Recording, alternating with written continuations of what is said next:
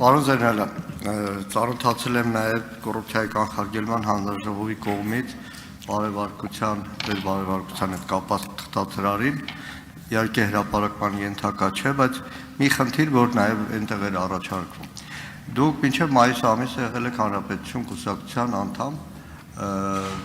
արդեն հայտարարվել, որ կուսակցության անդամակցությունը դադարեցրել եք, բայց ամեն դեպքում այդ երկար տարիների կուսակցականությունը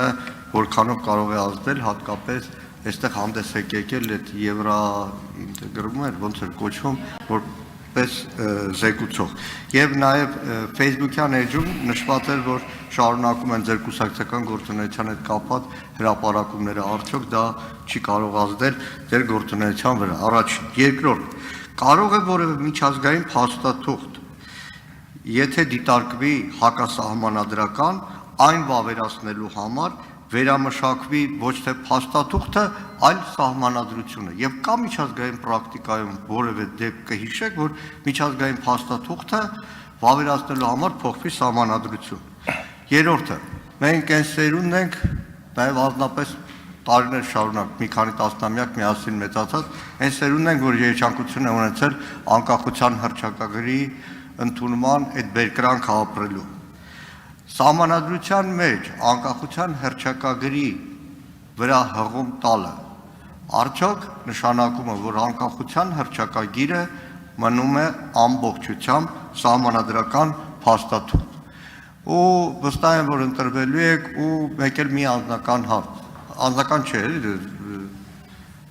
19 թվականի մայիսին Սահմանադրական դատարանի շրջափակումը Նիկոլ Փաշինյանի կոչով, դուք որ այսօր Սահմանադրական դատարանի անդամի թեկնածու եք, ձեր գնահատականը որքան էր իրավական, բարոյական եւ քաղաքական։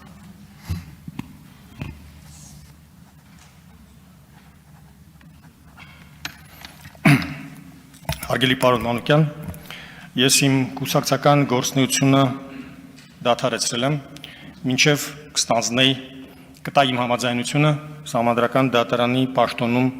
իմ թեկնածությունը առաջադրելու համար։ Նաև իմ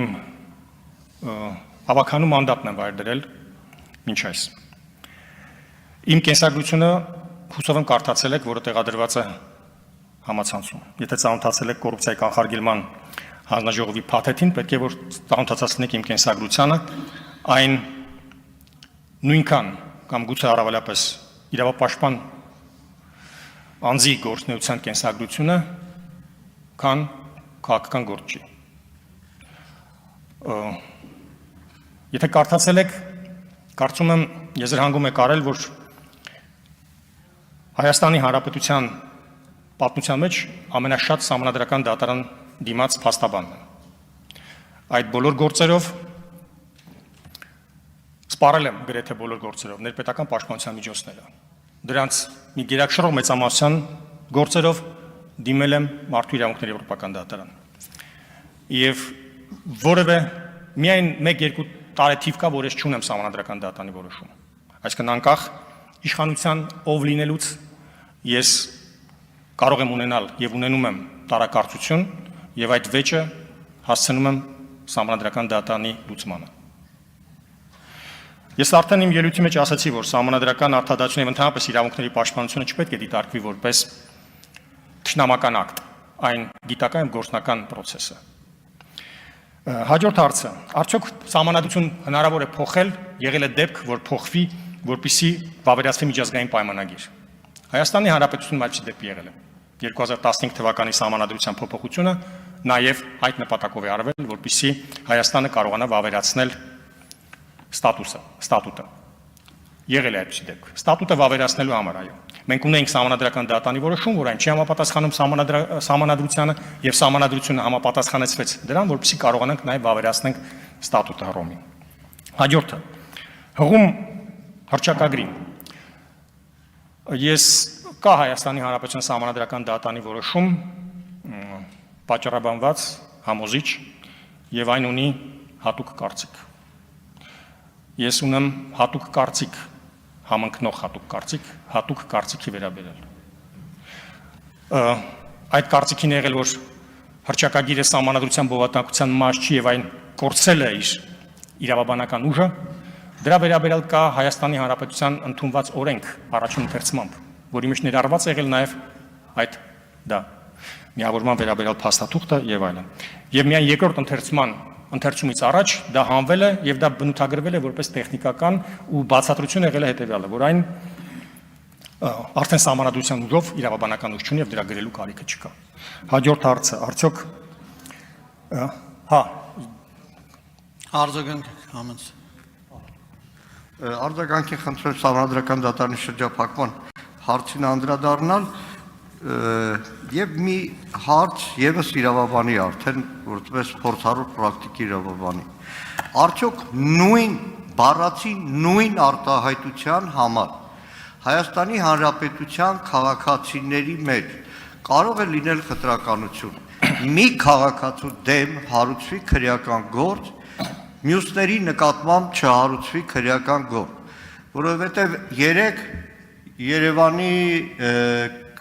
առաջին ատյանի քրեական դատարանի նոր ավան նստավայրում կատարվեց մի այդպիսի աննախադեպ որոշում, իմ համոզմամբ քաղաքական, որ Սամվել Կարապետյանին 2 ամսով ազատազրկեցին, իդեպ շատ ավելի խստացնելով տեսակցություններն են արգելել, մի արտահայտության համար, նույն արտահայտությունը բազմաթիվ մեր հայրենակիցներ հրապարակային ասեցին, բայց որևէ մեկի նկատմամբ քրեական հետապնդում հարուցված չէ։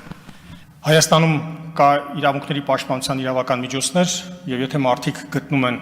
որ իրենք խտրականության զոհ են, պետք է կարողանան եւ կարող են դրանք բարձրացնել